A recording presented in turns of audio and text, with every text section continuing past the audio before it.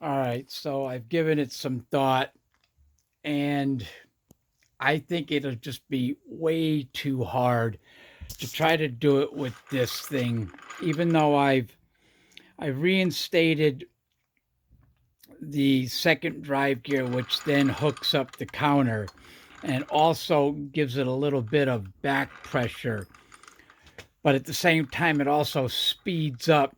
It's like a 10-to-1 ratio. Actually, it's an 8-to-1 ratio, which would make it way too fast. So I started doing it by hand, which I think is going to be okay. It'll be tedious and long, but I'll do some, put a little crazy glue on, put some activator on, do some, and just continue on doing that. Oh, this is going to take forever.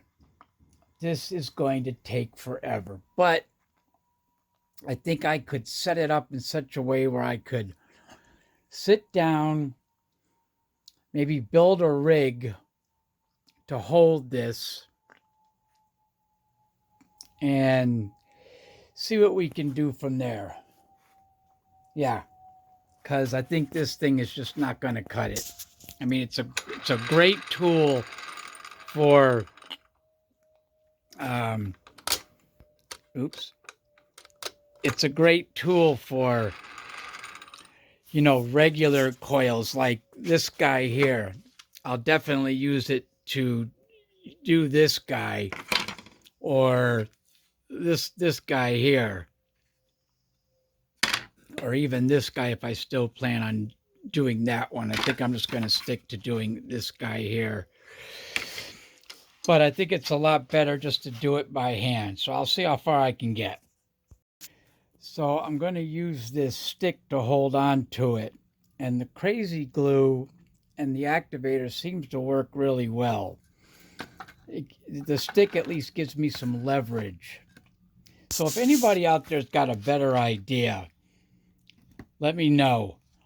Um, but otherwise, I'm going to just continue with this.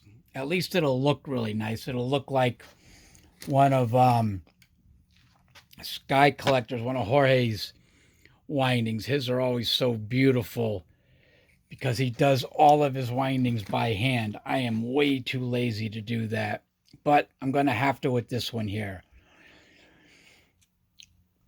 I think once I get the first layer, I could probably go a little bit faster. I won't have to be so neat. But I think that first layer is pretty important. Yeah, they're probably all important, but oh well. I just got to get it done.